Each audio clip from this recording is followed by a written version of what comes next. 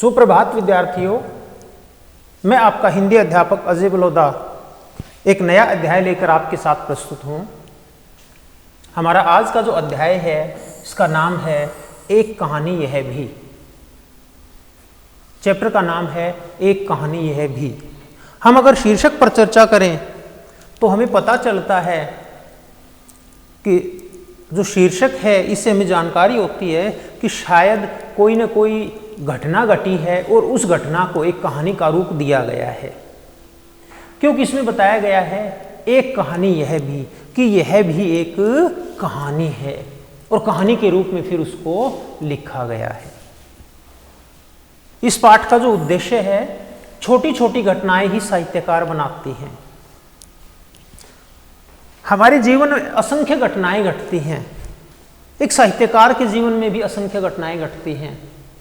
हम सामान्य घटनाओं को देखते हैं और उन्हें छोड़ देते हैं, लेकिन एक जो साहित्यकार होता है वह छोटी छोटी घटनाओं को देखता है, उन पर विचार करता है और उन्हीं पर अपनी रचना का निर्माण कर देता है।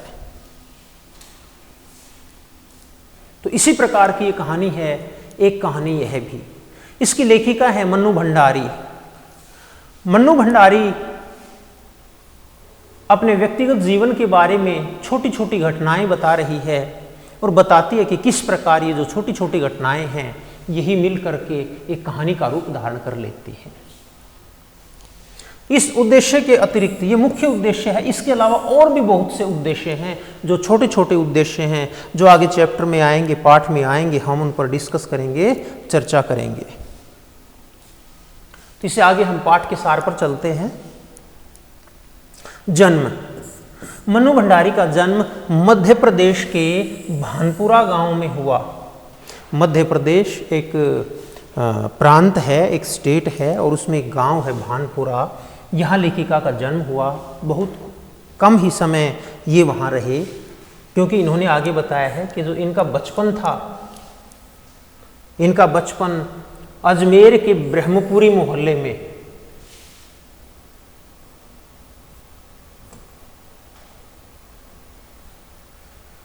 अजमेर के ब्रह्मपुरी मोहल्ले में ये रहते थे और वहीं इनका बचपन बीता।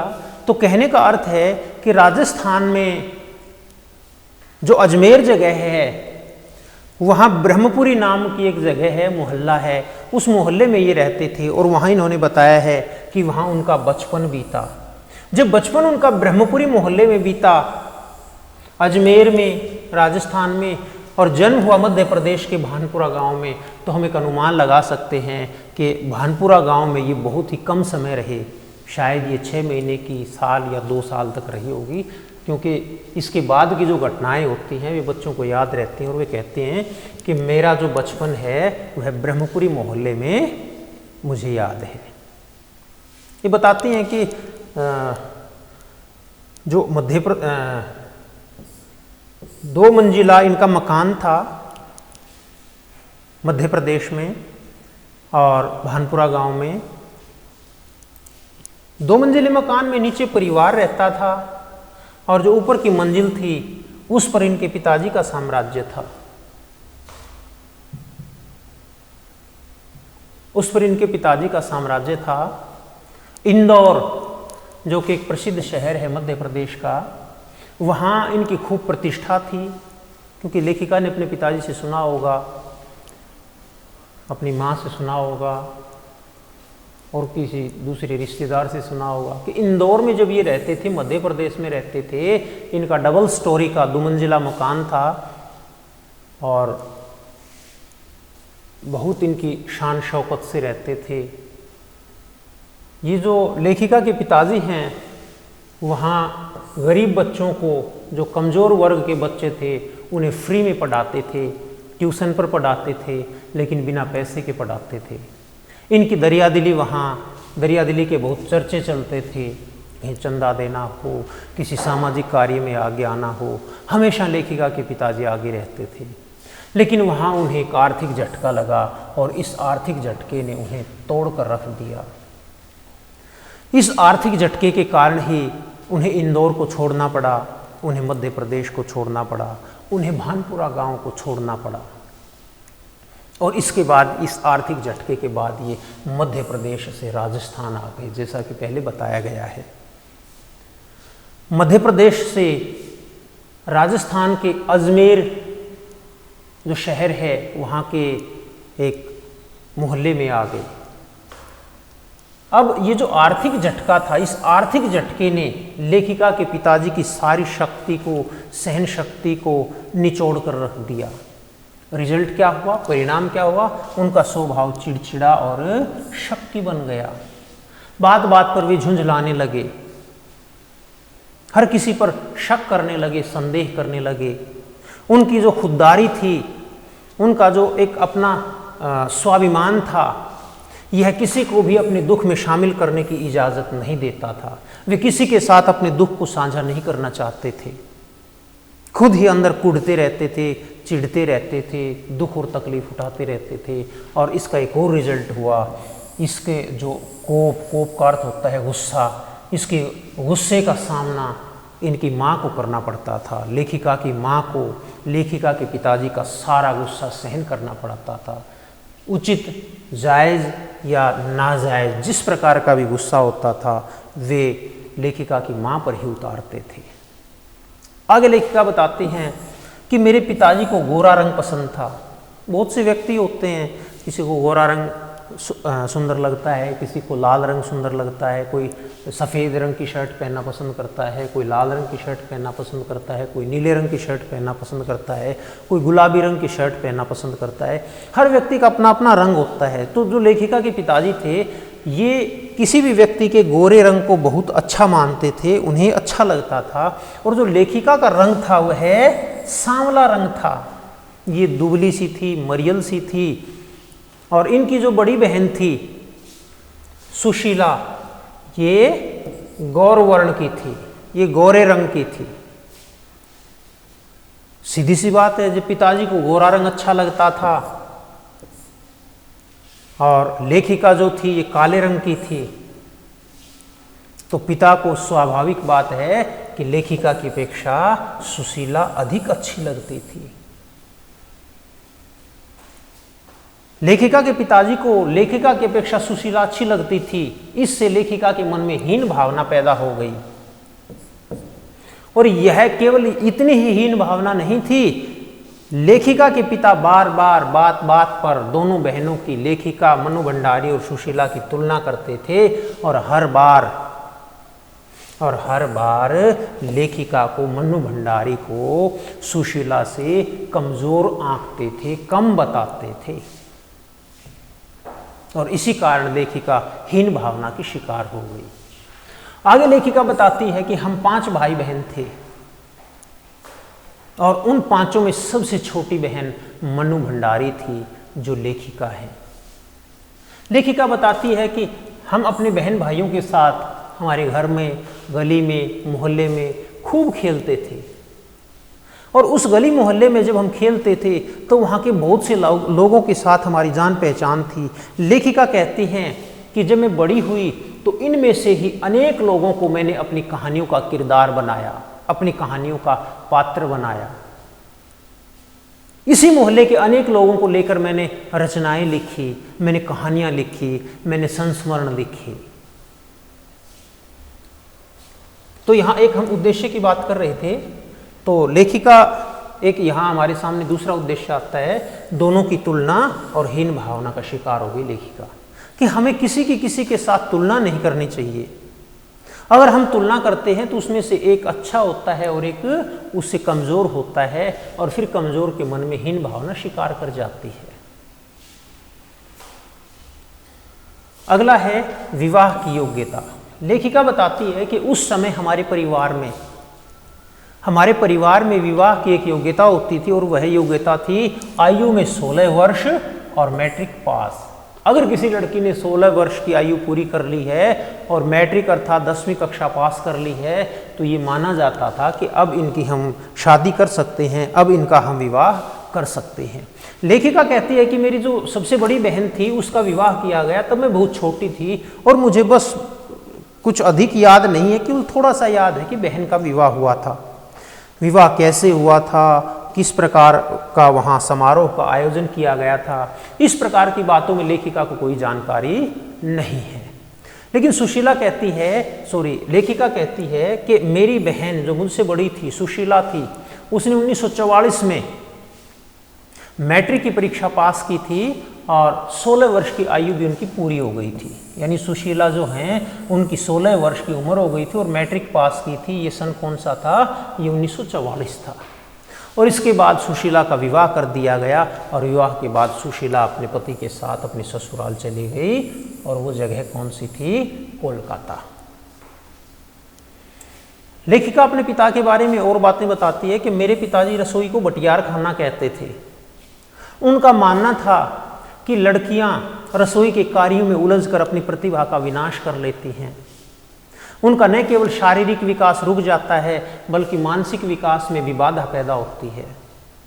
इसी कारण उन्होंने लेखिका को रसोई के कार्यों से, घर गृहस्थी के कार्यों से दूर रखा। हमेशा उन्हें बहसों में बिठाते थे। क्योंकि 1944 की बातें हैं तो हम मान सकते हैं कि यह समय देश की आज़ादी के लिए चरम सीमा पर पहुंचा हुआ समय था। जगह जगह आंदोलन होते थे, लोग आपस में चर्चा करते थे, अंग्रेज उन आंदोलनों को दबाने के लिए अत्याचार करते थे। फिर भी लोग तन मन से और धन से देश प्रेम की भावना से भरे हुए थे और देश पर अपने प्राणों को बलिदान करने के लिए तत्पर रहते थे, तैयार रहते थे। इस प्रकार अनेक बहस की जाती थी, अनेक चर्चाएं की जाती थी और उन चर्चाओं में लेखिका के पिताजी लेखिका को यानी मन्नू भंडारी को बिठाते थे, वहाँ उन्हें लेकर के आते थे। वे चाहते थे कि मेरी बेटी को भी आज़ादी के बारे में जानकारी हो, मेरी बेटी को भी पता चले कि आजकल हमारे देश में क्या चल रहा है। वे चाहते थे कि मेरी बेटी भी बड़ी होकर स्वतंत्रता सेनानी बने। हर माँ बाप की तरह उनकी भी इच्छा थी कि उनकी लड़की भी बड़ी होकर संस्कारवान बने, अच्छी बने, ज्ञानी बने, पढ़ी लिखी बने। आगे लेखिका कहती है कि मैंने 1945 में, यानी सुशीला का विवाह हुआ था 1944 में और लेखिका कहती है कि 1945 में मैंने मैट्रिक पास की और मैट्रिक पास करने के बाद कॉलेज में एडमिशन लिया। ये जो कॉलेज है ये अपग्रेड होकर कॉलेज बना था, इससे पहले यह स्कूल था और लेखिका इस स्कूल में पढ़ चुकी थी। तो लेखिका कहती है कि कॉलेज मेरे लिए कोई नया नहीं था।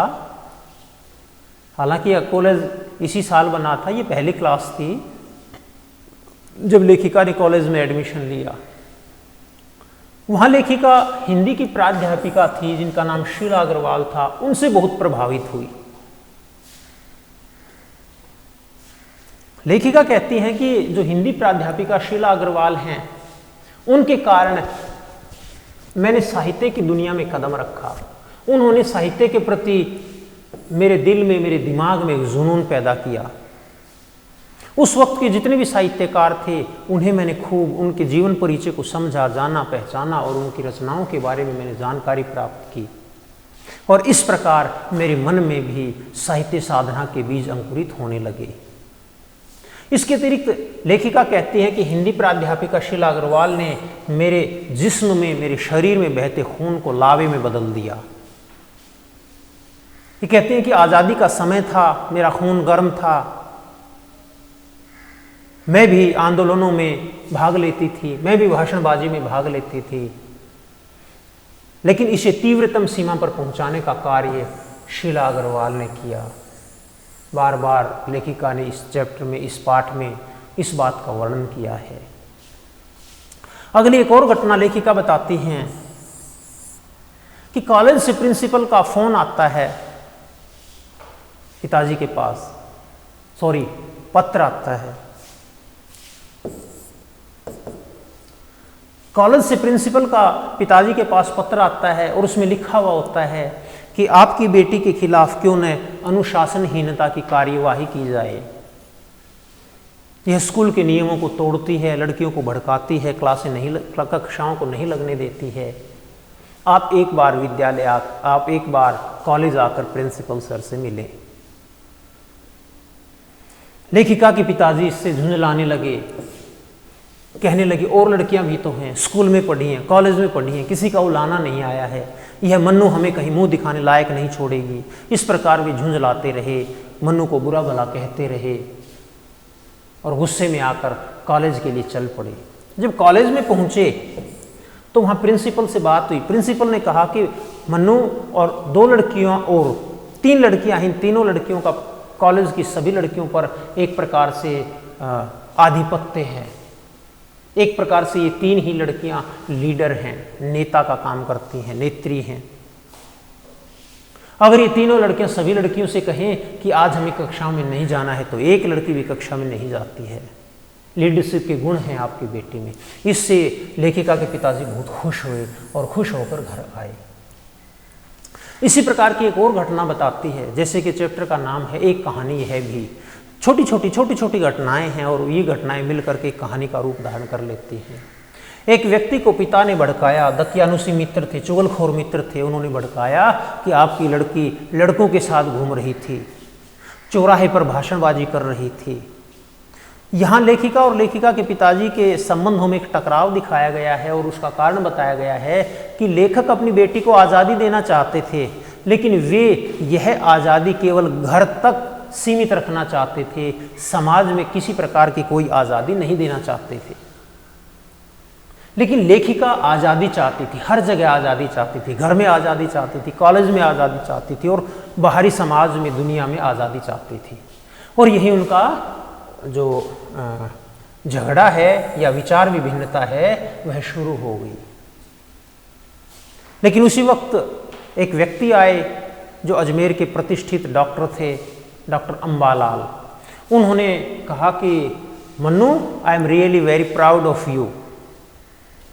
मैंने बहुत कुछ खोया है, मैं आपको सुन नहीं सका, मैंने तो आपकी 2-4 बातें सुनी थी, आप वास्तव में बहुत अच्छा बोल रही थी। इतना अच्छा बोलना और इस प्रकार लोगों के सामने बोलना, किसी प्रकार की झिझक न होना एक बहुत अच्छी निशानी है। खुद लेखिका लिखती हैं कि उस वक्त मैंने क्या तो भाषण दिया होगा, क्या अच्छा होगा, लेकिन ये डॉक्टर अंबालाल का बड़प्पन था जिन्होंने मेरा हौसला बढ़ाया और मेरे कार्य की तारीफ की। डॉक्टर अंबालाल ने मेरे पिताजी से भी कहा कि मन्नू का भाषण काबिल तारीफ था, बहुत अच्छा था, आपको इसका पिताजी होकर बहुत गर्व होता होगा। आगे लेखिका बताती हैं कि मई 1947 में 3 लड़कियों को, जो लड़कियां ग्रुप लीडर थी, उन्हें कॉलेज में एडमिशन न देने का फैसला किया गया। कॉलेज प्रशासन ने फैसला किया कि इन तीनों लड़कियों को हम फाइनल ईयर में, ग्रेजुएशन के फाइनल ईयर में एडमिशन नहीं देंगे। और इसके साथ साथ उन्होंने जो डॉक्टर शीला अग्रवाल थी उन्हें भी नोटिस पहुंचा दिया कि आप लड़कियों को भड़काने का काम करती हैं। ये दोनों काम कॉलेज प्रशासन ने किए। सभी लड़कियों ने इनके विरुद्ध आवाज उठाई। रिजल्ट हुआ, परिणाम स्वरूप कॉलेज प्रशासन को अपने जो आदेश थे उन्हें वापस लेना पड़ा। तीनों लड़कियों को दाखिला भी देना पड़ा और जो डॉक्टर शीला अग्रवाल हैं, हिंदी की प्राध्यापिका, उन्हें भी कॉलेज में वापस रखना पड़ा। और इसमें लड़कियों की जीत भी हुई। लेकिन मन्नू भंडारी कहती है कि इससे बड़ी जीत हमें वहाँ उस वक्त देखने को मिली और यह जीत थी 15 अगस्त 1947 की, भारत की आज़ादी के रूप में।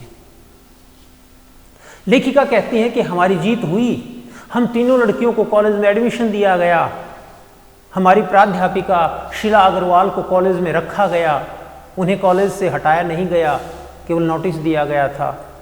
हमें बहुत खुशी हो रही थी, लेकिन हमारी ये खुशी कुछ भी नहीं थी। हमारी ये खुशी सूरज के सामने एक चमकते हुए जुगनू की तरह थी, एक जलती हुई मोमबत्ती की तरह थी। इससे ज़्यादा, इससे बड़ी हमारी खुशी नहीं थी। तो वो कौन सी खुशी थी जो सूरज की तरह चमक रही थी, जो प्रत्येक भारतीय के मस्तक को गौरवान्वित कर रही थी?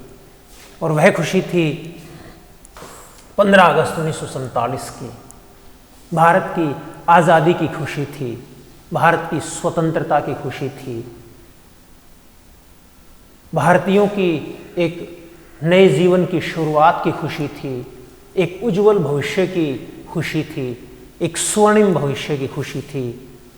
क्योंकि सभी ने गुलामी देखी थी, उन्हें पता था गुलामी का अर्थ क्या होता है, आज़ादी का अर्थ क्या होता है, किस प्रकार एक गुलाम भारत में अत्याचार किए जाते थे और किस प्रकार एक स्वतंत्र भारत में उन्हें हर्षोल्लास का वातावरण मिलेगा। तो प्रिय विद्यार्थियों, यह हमारा जो अध्याय है, एक कहानी यह भी मनु भंडारी द्वारा रचित है, यहीं समाप्त होता है। हमें बहुत सी शिक्षाएं मिलती हैं इस पाठ से। छोटी छोटी घटनाएं एक कहानी का रूप धारण कर लेती हैं। हमें किसी की तुलना नहीं करनी चाहिए, हमें बेटा बेटी को समान समझना चाहिए। आज भी बहुत से माता पिता हैं जो अपनी बेटी को घर में आज़ादी देना चाहते हैं, बाहर आज़ादी नहीं देना चाहते हैं। हमें अपनी लड़कियों को घर और बाहर दोनों जगह आज़ादी देनी होगी। आज़ादी के लिए हमें प्रयास करने होंगे। हमें देश के लिए अपनी छोटी छोटी जो सुख सुविधाएं हैं उनका त्याग करना होगा। आज जैसे कल की खबर है कि भारत सरकार ने जो चाइनीज़ एप्लीकेशंस हैं 59 चाइनीज़ एप्लीकेशंस पर बैन लगा दिया है। तो ये एक प्रकार की देशभक्ति है। हमें सरकार का साथ देना चाहिए, सहयोग करना चाहिए। हम सरकार के साथ हैं। पेट्रोल की कीमत बढ़ा रही है, डीजल की कीमत बढ़ा रही है, राजनीतिक मुद्दे कुछ भी हो सकते हैं, कोई इससे खुश हो सकता है, कोई ना खुश हो सकता है, लेकिन अंत में हम यही कह सकते हैं कि ये देश की सुरक्षा के लिए हैं, देश की उन्नति और तरक्की के लिए हैं।